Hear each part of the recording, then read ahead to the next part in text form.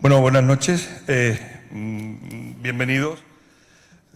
Sabemos que hoy, un día de muchísimo tráfico, estábamos planteando que a lo mejor sería conveniente ver la posibilidad de cambiar el día de la semana, porque es verdad que los viernes por la tarde se ha puesto el centro de Málaga, que es verdad que Málaga está de moda, ¿no? Pero los viernes por la tarde se ha puesto el centro de Málaga, que es verdaderamente difícil encontrar un aparcamiento y conseguir una circulación fluida. Ante todo, agradecerle su asistencia, sobre todo a las muchísimas personas, muchísimas, doctor, que nos siguen en directo o bien en streaming en directo, y si no, pues nos ven también a lo largo del día. Aquí están los compañeros de sur.es y de Sur haciendo las labores. Bueno, pues yo sin más, dándole las gracias, diciendo que estamos en directo y que comenzamos el acto, le doy la palabra, si no me equivoco, a Miguel Gil, ¿no es correcto? Sí. Pues don Miguel Gil, de la Fundación Unicaja, tiene la palabra, y de nuevo mi agradecimiento por estar aquí, como siempre, y sobre todo el cariño con el que nos trata Fundación Unicaja. Muchas gracias, Pedro. Muy buenas noches. Bienvenidos todos a esta casa, que también es la suya, a una nueva sesión de Salud es Más. Es un ciclo que desarrollamos junto a Diario Sur y que forma parte de un compromiso conjunto centrado en la divulgación y el contacto directo de la sociedad malagueña con los que son actualmente sus principales baluartes científicos y sanitarios. Un ciclo que en estos ya casi 2 años de recorrido ha logrado ampliar el espíritu del conocido programa Ciencia y Salud y confirmarse como una herramienta comunicativa de primer nivel y un estímulo para el fortalecimiento del debate público e informado en torno a temas que, como el que hoy nos ocupa, nos conciernen a todos. Contar con un espacio de encuentro con investigadores y especialistas como el que brinda esta iniciativa supone un verdadero privilegio que enlaza con lo que se denomina transferencia de conocimiento, a la par que una oportunidad para rendir homenaje a los profesionales que abanderan nuestra respuesta clínica frente a desafíos y amenazas de carácter universal. Expertos cuya voz y cercanía se antoja más necesaria que nunca, dada la relevancia de los temas que abordan y la propagación continua de mensajes interesados que generan confusión o que incluso puede llegar a constituir un riesgo para la salud general y que además acercan a este ciclo no solo una visión experimentada, sino también los últimos hallazgos y la posibilidad de conectar con las investigaciones que a buen seguro afectarán al bienestar, así como a la calidad de vida de los próximos años. En ocasiones anteriores, en este mismo ciclo, hemos tenido la suerte de debatir sobre asuntos como el Alzheimer, la obesidad, los fármacos, la dieta mediterránea, cuestiones más que recurrentes expuestas con rigor por profesionales extraordinariamente cualificados.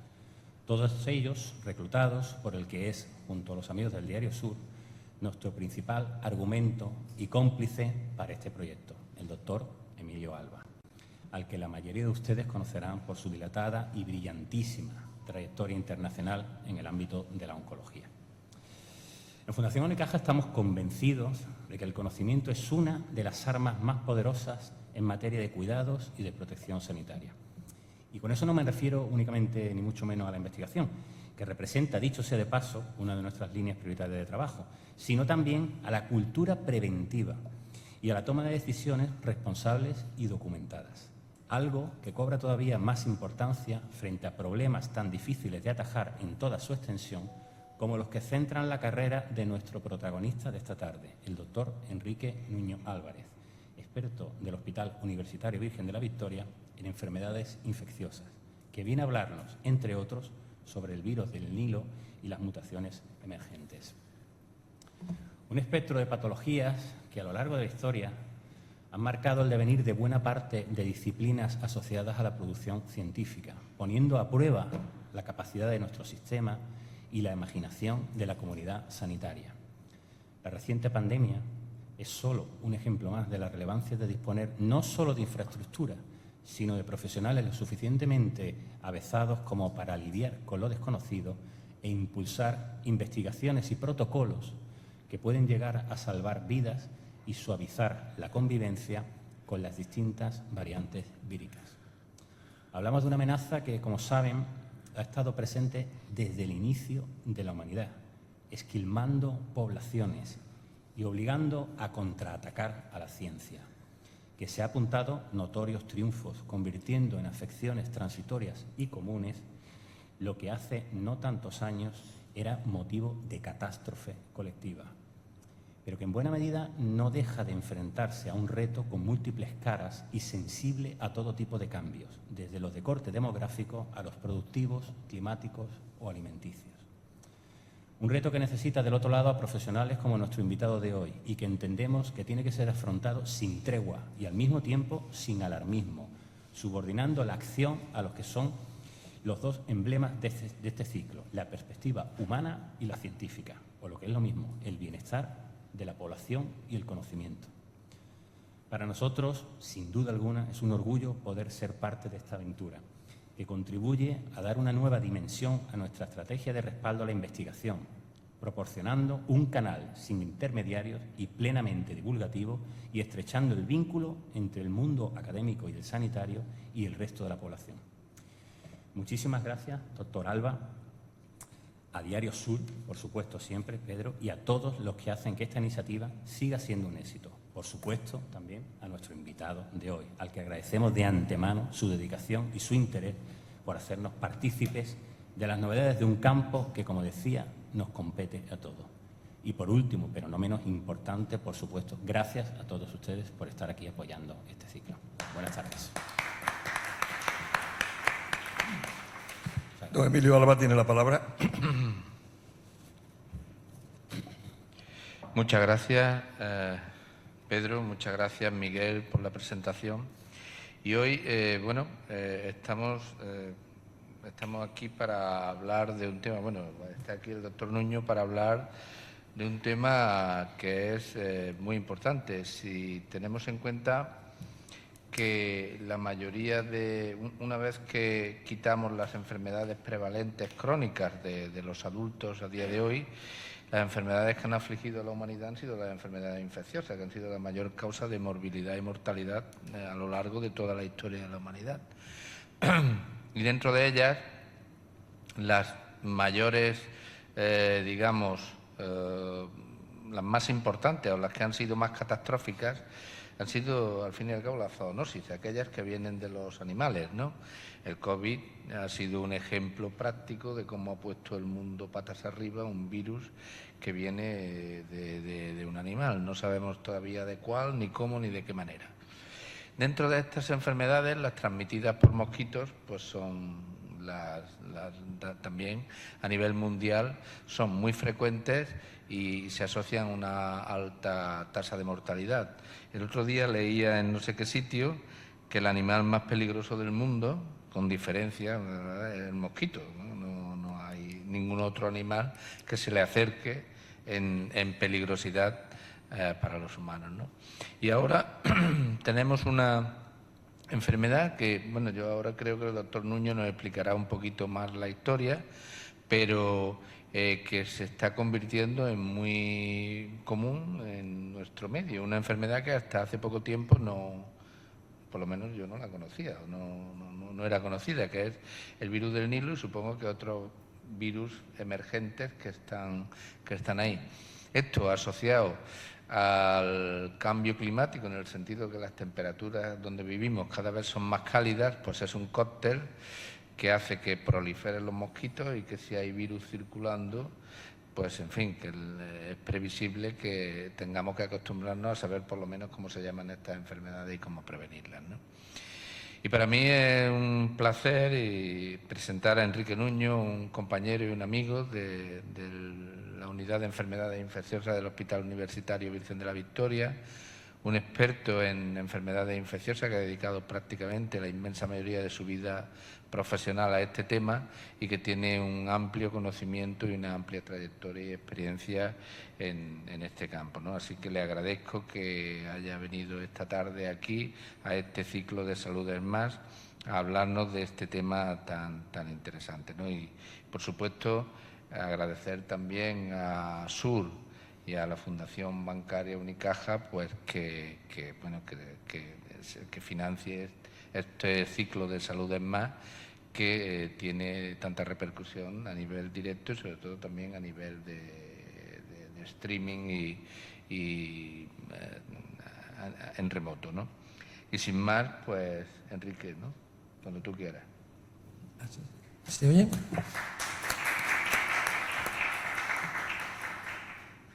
Bueno, buenas tardes. En primer lugar, agradecer tanto a la Fundación Unicaja como a Diario Sur la oportunidad de hablar de estos temas que son bastante relevantes e importantes, y también agradecer que organicen este tipo de conferencias que acercan al público en general determinadas.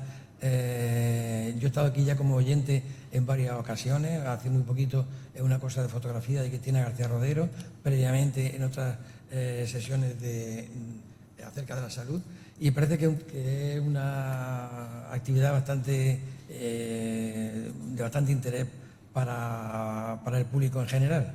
Y bueno, agradecer también a Emilio Alba que haya contado conmigo y la presentación que ha hecho de mí. Bueno, vamos a hablar efectivamente de la infección por el virus del Nilo, que es una patología que estamos viendo y que está saliendo ahora recientemente en los periódicos. Esto que os pongo aquí atrás es el cartel de una película que se estrenó en 2011. La película se llama Contagio y dice que nada se expande como el miedo. En la sinopsis dice que la película trata de un virus desconocido que empieza a propagarse, que se transmite por vía aérea y que produce la muerte en pocos días en muchas personas, en personas sanas. Y las autoridades sanitarias, los organismos sanitarios, el CDC, la OMS, se tienen que afanar en encontrar un antídoto para poder contrarrestar esta enfermedad. La sinopsis de esta película creo que nos suena a todos muchísimo y nos retrotrae perfectamente a la que ocurrió en el año 2020.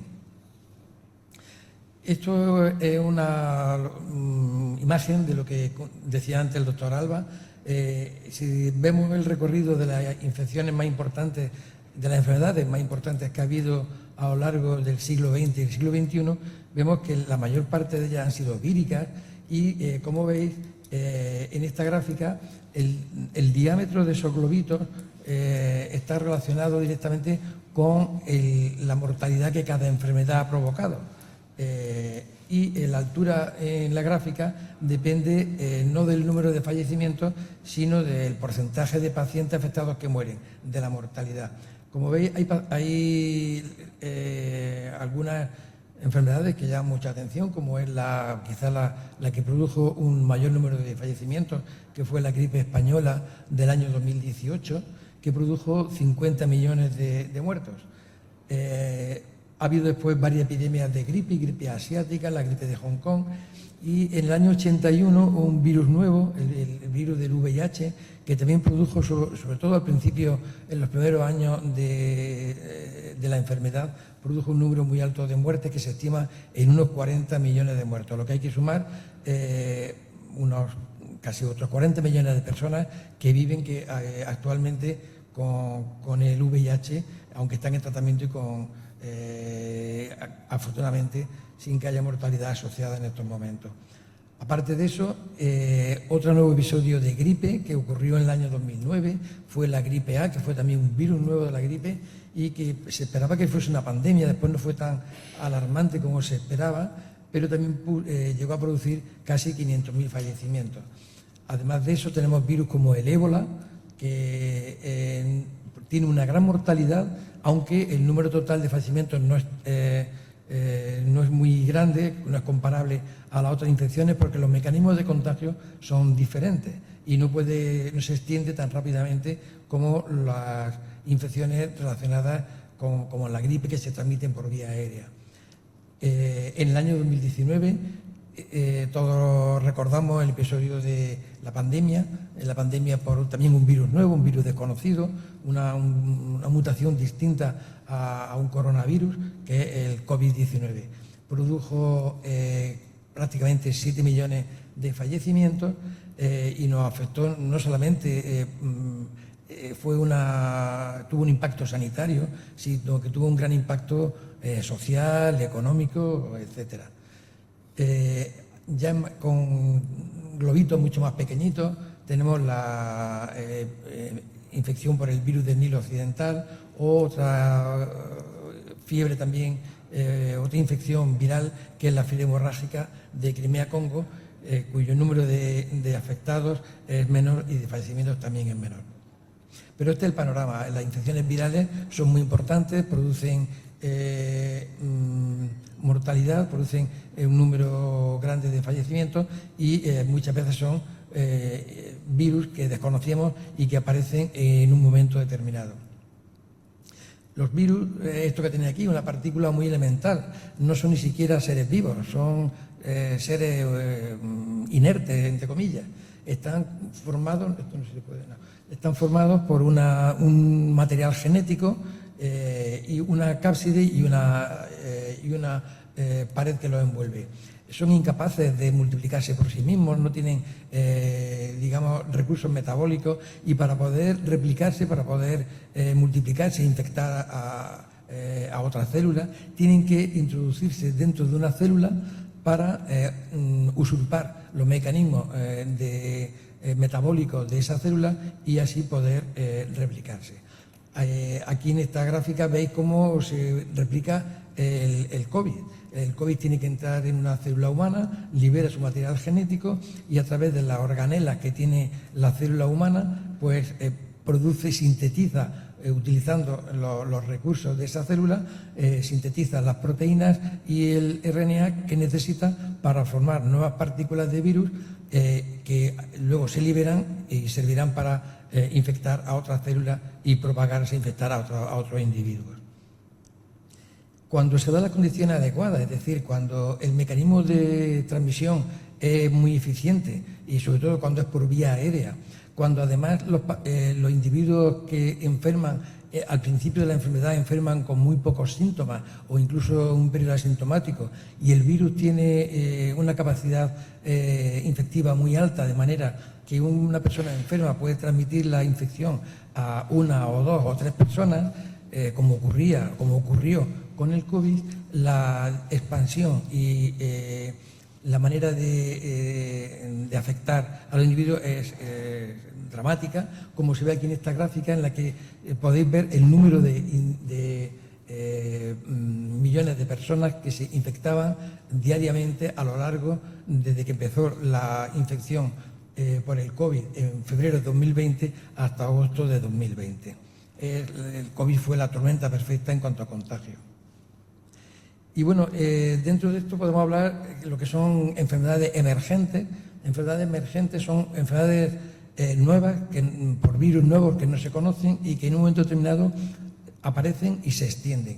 Ejemplos claros tenemos el VIH, el SARS de 2002, que fue el síndrome respiratorio agudo grave, el MERS de 2012 y el COVID de 2019. Todos estos fueron nuevos virus que aparecieron y virus que previamente no se conocían.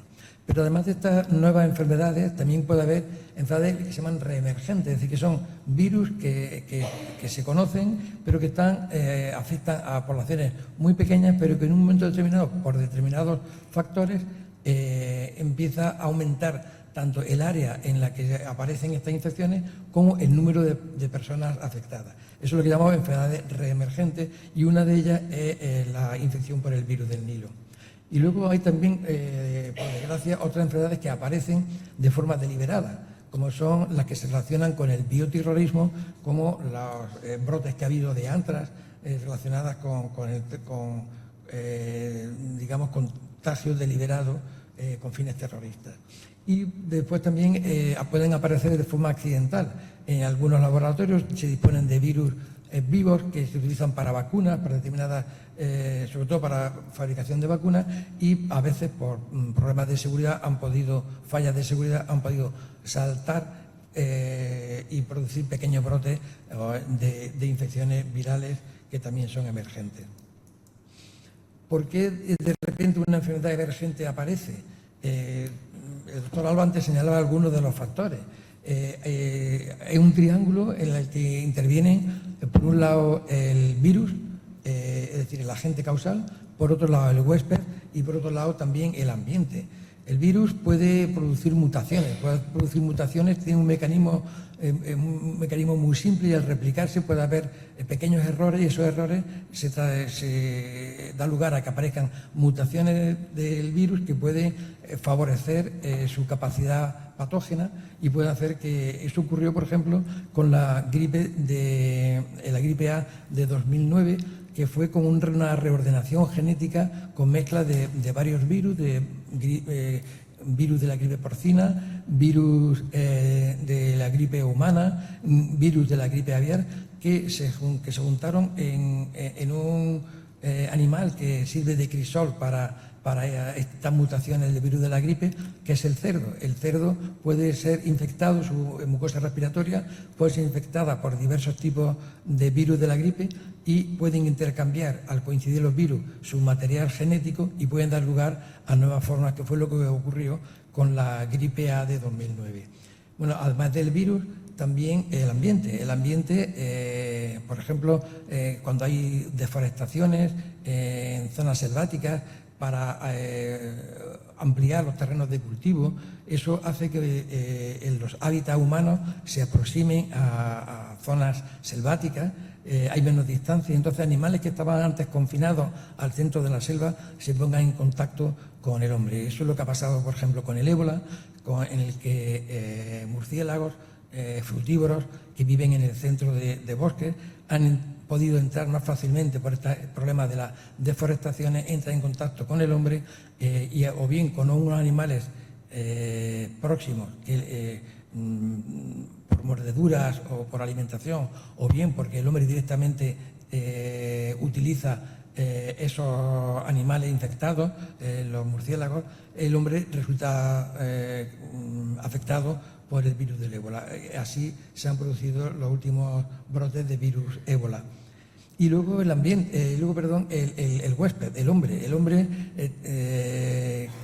en un mundo global en el que se puede viajar en avión y se puede ir de China a Italia en pocas horas, en unos aeropuertos que están atestados de gente y individuos que a lo mejor vienen de China, que pueden ser portadores de una infección viral con muy pocos síntomas y juntarse con otras personas en un acontecimiento multitudinario de tipo deportivo, de tipo de espectáculo musical, facilita muchísimo la propagación, y el caso, sobre todo cuando la transmisión es aérea, como ocurrió pues con el SARS o con el COVID.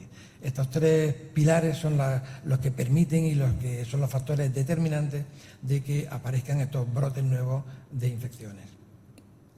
Y están las zoonosis. Las zoonosis son infecciones que afectan primariamente a los animales, pero del animal pueden pasar al hombre. Y puede pasar al hombre o bien directamente, por ejemplo con la rabia o una mordedura puede transmitir el virus e infectar a un hombre, o bien por medio de vectores, eso es lo que se llaman los arbovirus, son virus que se transmiten a través de artrópodos que pueden ser mosquitos, pueden ser garrapatas, pueden ser pulgas, etc.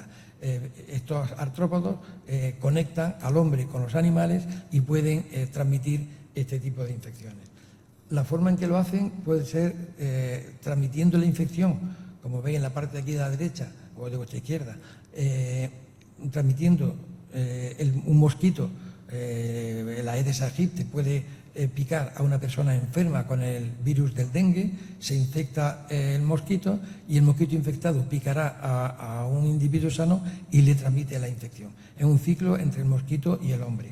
O puede ser a través de un ciclo selvático en el que hay animales, que pueden ser animales silvestres, pueden ser aves, que están infectados por el virus lo transmite entre ellos también la picadura de mosquitos, y este mosquito, a su vez, que resulta infectado, puede transmitirlo al hombre o a otros mamíferos en los que no intervienen en el ciclo, pero que pueden resultar enfermos. Y ahora, recientemente, a lo largo de este año y en las últimas semanas o meses, hemos podido ver en la prensa cómo nos está preocupando la aparición de una enfermedad que es el virus del Nilo Occidental, el West Nile. Ha habido casos a lo largo de este año en la provincia de Sevilla, en Cádiz y finalmente en Málaga.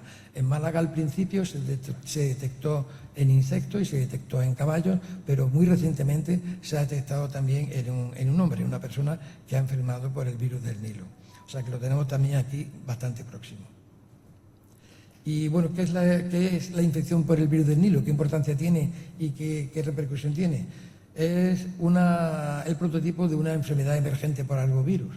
El primer caso se describió en el año 1937, fue en Uganda, en un barrio que era el barrio del departamento del West Nile, del Nilo Occidental. De ahí le viene el nombre, o sea que el nombre no viene del río Nilo, sino del barrio de Uganda en el que se detectó el primer caso. Desde entonces han ido apareciendo casos esporádicos en distintos sitios, en África, en Israel, en Europa. Y en el año 99 hubo un brote extenso en la ciudad de Nueva York, en la que resultaron afectados con una forma grave neuroinvasiva bastantes individuos, bastantes personas, y también aves que morían también por la infección por el virus del Nilo. A partir del año 99, el brote que empezó en Nueva York luego se extendió por el resto de Estados Unidos y por Canadá. Ahora mismo tiene una distribución geográfica prácticamente universal y una extensión que es progresiva, que está en expansión. La infección humana, la mayor parte de las veces, cursa sin síntomas, es decir, la mayor parte de personas que puedan resultar infectadas cursan sin presentar ningún síntoma o presentando lo que se llama fiebre del Nilo Occidental, que es una especie de gripe, un cuadro gripal con fiebre, dolor de cabeza, cansancio, malestar, y tan solo el 1% de los pacientes que resultan infectados o de los individuos que resultan infectados por este virus presentan una enfermedad grave, que es una enfermedad neuroinvasiva, que esas son las que nosotros vemos y las que se ven en los hospitales, que cursa con meningitis, con encefalitis o con un cuadro parecido a un Guillain-Barré o una parálisis asimétrica. Son las formas que son realmente las que vemos en los hospitales. El virus, la forma de transmitirse es a través de una picadura de un mosquito. El mosquito son mosquitos del género Cules, hay varias especies. Esos mosquitos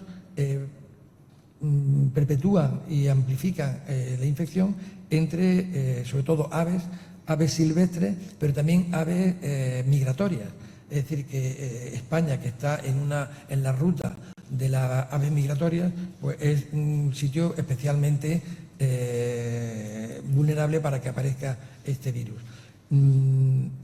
Ese ciclo es el ciclo en el que se amplifica la infección y de manera puntual puede afectar a grandes mamíferos como el caballo o al hombre, aunque ni el hombre ni el caballo luego participan en la perpetuación del ciclo del virus. En España aparece esta enfermedad por primera vez en el año 2010 con 2 casos que se describieron y se notificaron en la provincia de Cádiz. Desde entonces pues, ha habido brotes, pero no en humanos, sino en explotaciones animales, tanto en Andalucía, en la zona de la desembocadura del Guadalquivir, como en Extremadura, en Castilla-La Mancha, Castilla y León y en Cataluña. En el 2016 se produjeron 70 focos en explotaciones animales equinas y 3 casos en humanos que fueron en la provincia de Sevilla. En el 2020 hubo un aumento muy importante de la incidencia de casos, aparecieron 77 casos en humanos, la mayor parte en Cádiz y Sevilla y 6 en Extremadura, en Badajoz. Esos casos que se diagnosticaron, esos 77 casos, la inmensa mayoría, el 97%, fueron formas neuroinvasivas con aparición de meningoencefalitis y 8, es decir, un 10%, fallecieron a consecuencia de esta infección. Ese mismo año hubo también 139 brotes en caballos, en equinos. Las zonas de España en las que están, digamos, en las que circula este virus, sobre todo Andalucía, en las zonas húmedas de la desembocadura del Guadalquivir, en la comarca de la Janda en Cádiz, en los humedales, que en las zonas lacustres que puede haber en Extremadura y en el delta del Ebro en Cataluña. Esto es la gráfica de cómo han ido apareciendo. Como desde 2010, los primeros casos, después han ido apareciendo casos de forma muy esporádica en humanos, esto es en hombres. En 2020 el número de casos fue más elevado y en 2023 hubo también veintitantos casos, aunque la mayor parte fueron, mientras que en el 2020 la mayor parte fueron en Andalucía, en el 2023 la mayor parte fueron en Extremadura, en Cáceres y Badajoz. Y esta es la situación ahora, a fecha 30 de octubre de 2024, en hombres. Estos son gráficas del Centro Europeo para Control de Enfermedades, el European Center for Disease Control, y como veis está extendido por toda Europa, sobre todo por el sur de Europa.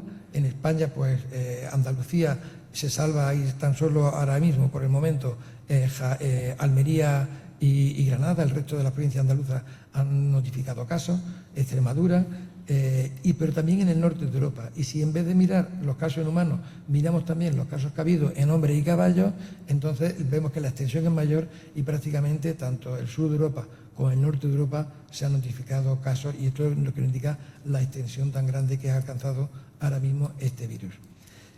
Como está transmitido por vectores, por un mosquito, pues es muy estacional, tiene una marcada estacionalidad, porque depende del periodo en el que vive este mosquito. De manera que la mayor parte de los casos aparecen entre el mes de junio y finales de octubre o principios de noviembre. Y bueno, ¿qué tenemos para hacer frente a esta infección? ¿Qué cosas hay? Bueno, pues tenemos poca cosa, porque no existe un tratamiento específico. El tratamiento que hay es puramente de soporte, tratamiento sintomático y tratamiento de soporte. No hay ningún antiviral que disminuya la replicación del virus una vez que se produce la infección. Tampoco disponemos de vacunas. Hay vacunas para los caballos que son efectivas en la ganadería de caballos, en las cuadras de caballos, pero en humanos no hay ninguna vacuna disponible. Hay vacunas que se están ensayando, pero en fase muy precoce, en fase 1 y fase 2, luego no es esperable de modo inmediato que aparezca ninguna vacuna. Por tanto, la única manera de hacerle frente es la prevención. Y la prevención tenemos dos niveles: prevención individual, es decir, la autoprevención, lo que tenemos que hacer cada individuo para evitar que los mosquitos nos piquen, que es utilizar repelentes, utilizar mosquiteras en las ventanas de las casas, utilizar prendas claras, manga larga, y no exponerse al aire ambiente, al aire libre, en la hora en la que el mosquito vuela y pica y sale a alimentarse, que suele ser al amanecer o al atardecer. Y además prevención ambiental. Prevención ambiental de manera que se reduzcan las superficies donde está el agua, que es donde el mosquito pone los huevos, para que las larvas se crezcan y desarrollen, hagan eclosión y aparezca el mosquito adulto. Reducir la superficie de agua y disminuir la población de mosquitos mediante campañas de fumigación para matar mosquitos o para matar las larvas en las zonas húmedas. Eso, la Junta de Andalucía y el Ministerio de Sanidad tiene protocolos bien establecidos. Hay un plan nacional para control de vectores, y ese a nivel del Ministerio de Sanidad, y un protocolo también específico para el control de la infección por el virus del Nilo, que lleva a cabo la Junta de Andalucía, la Consejería de Salud de la Junta de Andalucía. Este plan de vigilancia lo que hace es establecer vigilancia sobre aves tanto domésticas como silvestres, sobre équidos y también sobre el vector, es decir, ver qué número hay de mosquitos y de qué especies son, si son de los que transmiten esta infección o no, y cuántos de ellos están infectados por el virus. Eso permite establecer unos niveles de riesgo y hacer que salten unas alarmas, de manera que cuando se alcanza cierto nivel se pongan en marcha medidas preventivas para fumigar y disminuir la población de vectores y no se transmita, disminuir la exposición de la infección. Esto es un informe que se publicó en enero de este año, y aquí resume digamos, los resultados de la campaña de 2023. Las zonas que están en verde son las zonas en las que no hay riesgo de exposición a este virus. Las zonas de color amarillo hay un riesgo bajo, La zona de color naranja tiene un riesgo moderado o alto, y la zona más en negro es donde se han detectado casos. Como veis, bueno, pues Málaga habría que incluirla también porque ha habido un caso con una zona negra, y la zona, pues prácticamente la mayor parte de Andalucía, excepto lo que decía antes, excepto Almería y Granada, el resto tiene un nivel al menos moderado de riesgo de infecciones por el virus del Nilo. Esto es también el mapa de donde colocan trampas para cazar mosquitos, para monitorizar la población de mosquitos.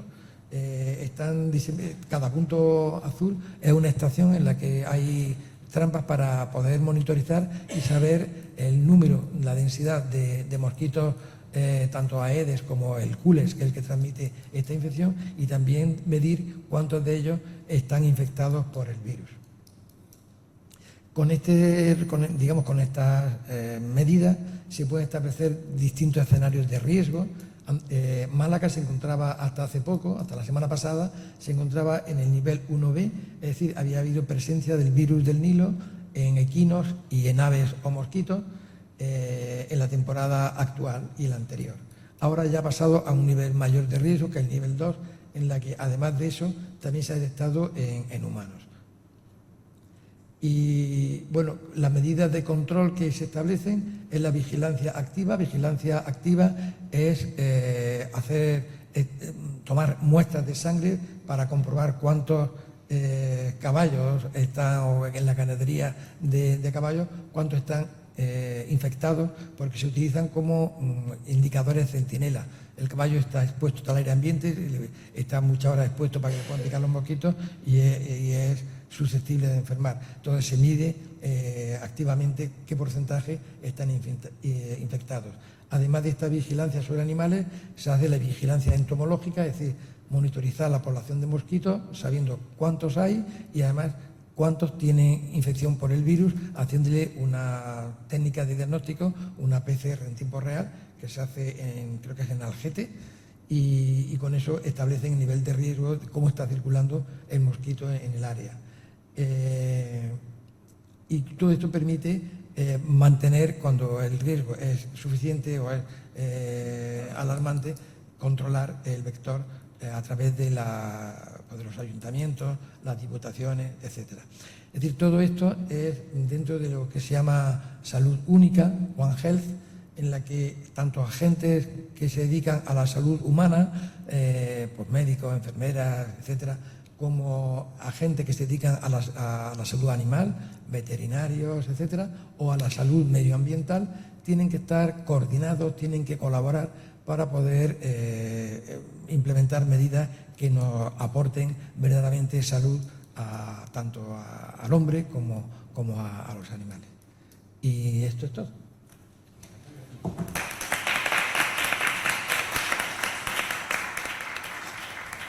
Bueno, muchas gracias, doctor Nuño. Ha sido, vaya, estas son las cosas de la técnica. Muy interesante todo lo que ha dicho, porque además yo pienso que en estos momentos estamos un poco ansiosos todos. Tenemos tal cantidad de información, nos llega tal cúmulo de información que nos cuesta a los no profesionales de esto, a los no entendidos, nos cuesta muchísimo trabajo discernir lo que nos llega correcta o incorrectamente, ¿no?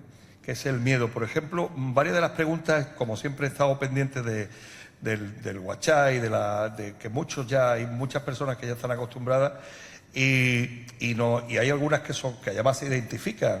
Por ejemplo, hay una señora de Ciudad Jardín que se ha identificado con una pregunta muy curiosa y dice: soy asiduo y tal, soy de la de Ciudad Jardín. Digo, pues nada, la de Ciudad Jardín. Pues bien, muchas gracias, señora de Ciudad Jardín. Y entonces me dicen ellos que esto de las redes sociales, que puede ser importante para prevenir, para luchar contra todo esto, que se puede convertir también en un arma arrojadiza. ¿Ustedes desde su especialidad se han planteado este tema?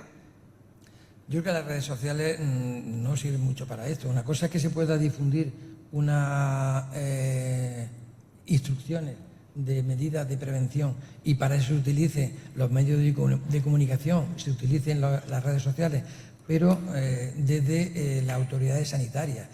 Yo no creo que haya que hacer caso A nada más. a las cosas que circulan por gente que no sabemos cuál es su grado de formación, de autorización, de información. Eso yo pienso que las redes sociales pueden ser útiles para difundir instrucciones a la población desde las autoridades sanitarias, que son las que controlan. Afortunadamente, yo creo que los planes que hay son buenos y hay que hacer caso a las cosas que nos dicen, porque están midiendo y saben por dónde van la enfermedad y por dónde van los casos. Y por supuesto, doctor Enrique Nuño Álvarez, para nada seguir consejos de tomar mezclas de pastillas, mezclas de nada al respecto, ¿no? En estas cosas, lo mismo que cuando ocurrió el COVID, este tipo de cosas, hay que seguir las instrucciones de las personas que tienen la formación adecuada, de las autoridades sanitarias. Las autoridades de salud son las que tienen que decir las medidas que son útiles, que sirven para algo, y las medidas que son las demás son inútiles y pueden incluso ser perjudiciales. Hay que hacer caso a la ciencia y a las autoridades sanitarias, que para eso se rodean de expertos y hacen sus protocolos de actuación. Me dice la señora de Ciudad Jardín, nuestra habitual participante en estos coloquios, nos dice, somos un matrimonio mayor, vivimos, como usted sabe, en Ciudad Jardín, y tenemos un poco de miedo porque nos han dicho, eso ya empezamos con el tema de nos han dicho, ¿no?, que el mosquito del Nilo entra fácilmente a través de los jardines. Tenemos un pequeño jardincito y que hay menos posibilidades de que haya infecciones en un piso que en una casa mata donde vivimos nosotros. En ese caso, si es así, estoy planteando cambiarme. ¿Tengo necesidad de planteármelo o no, doctor? Me dice. Yo creo que no. Es cierto que, digamos, el riesgo es mayor en zonas que están más próximas a donde hay más población de mosquitos, que son la zona húmeda, cerca de los ríos. El que haya agua cercana es también un nido, digamos, de mosquitos, pero yo no creo que haya que cambiarse de casa. También es cierto que el interior de las ciudades está más alejada de las fuentes de mosquitos y habrá menos riesgo de contraerla, pero los mosquitos vuelan y también pueden llegar a cualquier sitio. Lo que hay que hacer es la medida de protección,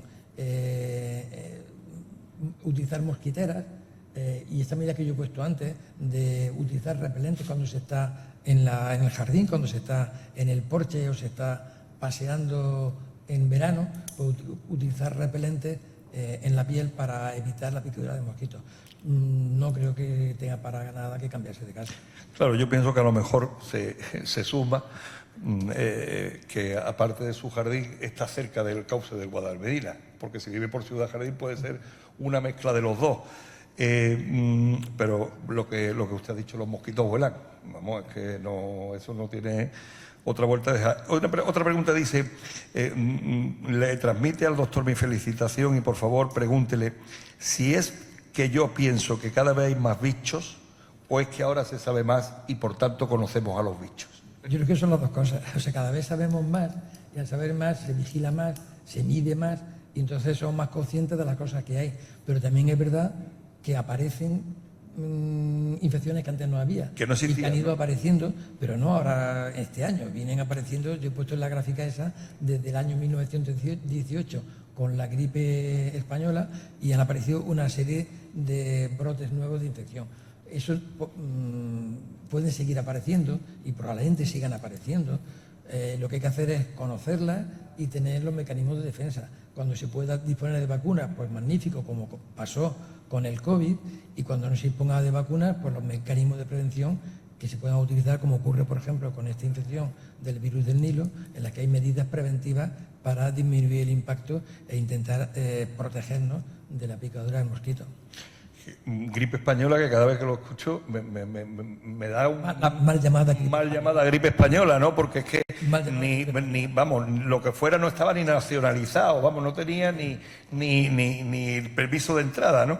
Y es verdad, pero nos han hecho famosos. Es que eso, bueno, yo si le dijera este domingo que he estado en Londres, en los informativos británicos, lo que decían de España con el tema de las inundaciones, vamos, un poco más o menos que éramos una pandilla de... Bueno, me voy a callar. Bueno, ya está. Pues vamos a lo mío, que no me tengo que meter nada.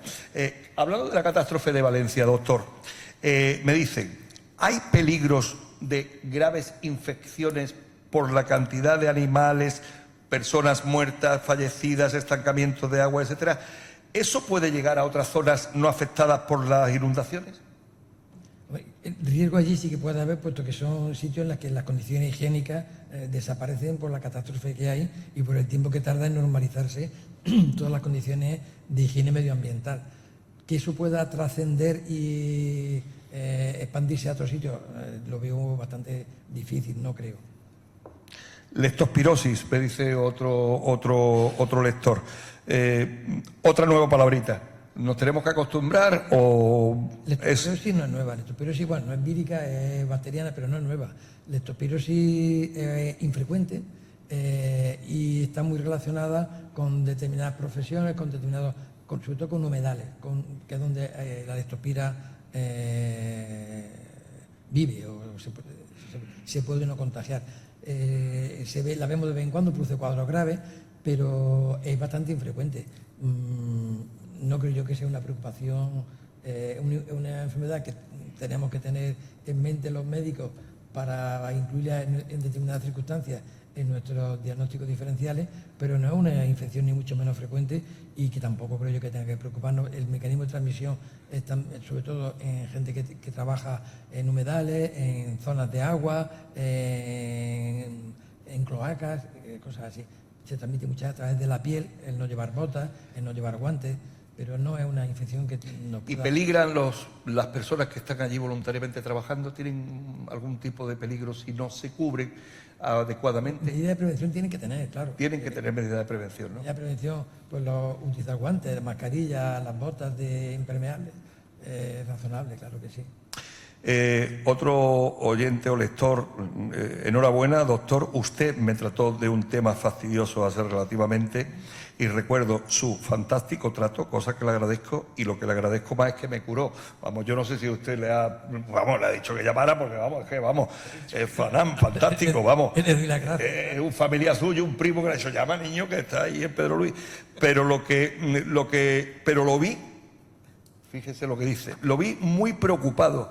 Yo quise entender que le vi cierto malestar, perdón, es que como escribo tan deprisa tengo letra de médico, le vi cierta preocupación ante la indiferencia de las grandes multinacionales por convertir enfermedades infecciosas que aún no afectan a grandes núcleos de la población, como la mía. Ya no sé si le ha dado a usted más pistas o no de quién es. No sé muy bien a qué se refiere. Él dice que le vio, que él cree que lo vio un poco, porque le preguntaría a lo mejor por vacunas o por tratamiento y tal, y que le dijo que como era algo que afectaba a una pequeña parte de la población, no había una gran dedicación de las multinacionales. Eso es lo que yo quiero entender. Bueno, pues no sé exactamente. O lo cogieron un día malo y él no se ha enterado de por qué lo cogieron el día malo, ya está. Es verdad que hay ciertas enfermedades en las que son poco prevalentes y la inversión farmacéutica, la investigación y la inversión farmacéutica es menor que las enfermedades muy prevalentes, eso es cierto.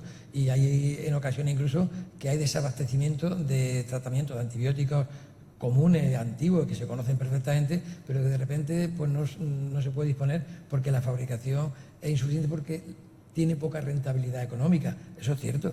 No sé si se refiere a algo de eso. Sí, yo creo que se refería a eso, que a lo mejor le preguntó algo de eso. Sí, Emilio. Una pregunta, Enrique, con todo esto de las enfermedades reemergentes que has comentado. El paludismo desaparece de España en los años 50, más o menos del siglo pasado, años 50, 60, ¿no? Con los cambios que hay en el micro que lo abra. Con los cambios que hay en el clima y esto, y la transferencia de gente de forma más frecuente, porque antes los viajes eran más infrecuentes, en fin, gente potencialmente infectada o portadores, y el cambio en el clima a episodios de calor cada vez más importantes, etcétera. ¿Habría posibilidades de que el paludismo reapareciera en nuestro medio, especialmente en el Mediterráneo, aquí en Andalucía o en el delta del Ebro o así? Yo creo que depende de dos factores: que aumente la población del anófeles, que es el mosquito que lo transmite, y que haya también casos de pacientes para que se pueda transmitir. De momento no hay casos autóctonos en número como para decir que haya brotes de paludismo. Otra enfermedad que se parece también es el dengue. El dengue también hay, el mosquito que lo transmite, lo tenemos, está extendido por España y ahora mismo no hay muchos pacientes que tengan dengue, pero en el momento en que haya un número suficiente de individuos que hayan viajado al Caribe o a Sudamérica y vengan con dengue, como tenemos el mosquito transmisor, sí que pudiera, y hay casos comunicados, pocos, pero de infección autóctona por el dengue, o sea que sí que son infecciones que pueden aparecer, hay condiciones para ello. El cambio climático además favorece ese tipo de cosas, por supuesto que sí. Yo recuerdo cuando estudiábamos el dengue, se estudiaba como una enfermedad del Caribe, ¿no? Claro. Vamos, casi se pasaba por encima porque aquí no había dengue y Aquí ahora no había, sí hay dengue, ¿no? Pocos casos, pero hay casos comunicados de dengue autóctono. Sí. Es curioso que una de las preguntas, fíjate, esto se lo has tenido que decir tú a algún primo tuyo porque es que coincidía contigo y preguntaba, el virus del Nilo ha dicho tal, lo de la estacionalidad del mosquito que se muere cuando llega el invierno, pero ¿han pensado o se están dando cuenta de los cambios? El cambio climático dice, por ejemplo, hoy en Málaga hemos estado a 23 grados. Eso por supuesto que influye, pero ¿no? para eso están las estaciones y monitorizan el número de mosquitos que hay a lo largo y tiene su periodo para ir vigilando, y cuando vuelve a aumentar la población se incrementa la medida de vigilancia. Pero por supuesto que el cambio de la temperatura puede hacer que esas fechas, digamos, se extiendan y sea no solamente 3 o 4 meses, sino pueda ser pues, casi todo el año, o 6, 7, 8 meses. Por supuesto que sí. Estamos terminando, ya deberíamos de haber terminado, pero nos quedan 4 preguntas y vamos a intentar resumirlas. La primera, ¿espera usted alguna sorpresa negativa respecto a este mosquito del Nilo? Porque hasta ahora yo no me había preocupado, ya me estoy preocupando.